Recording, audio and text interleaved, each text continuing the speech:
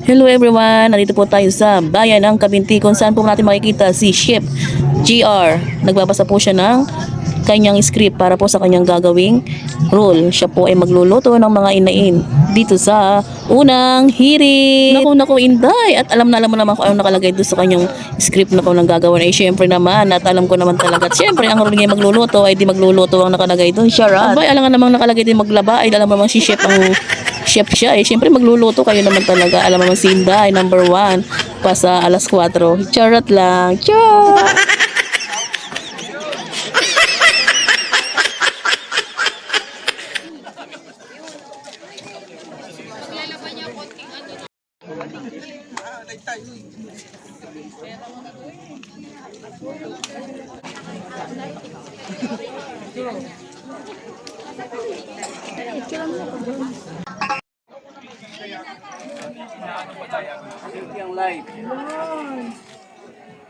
Ano yan? Gusto Ate Chloe na tumbling? Ganun na lang ang palagay. Ate Chloe, dapat hindi kayo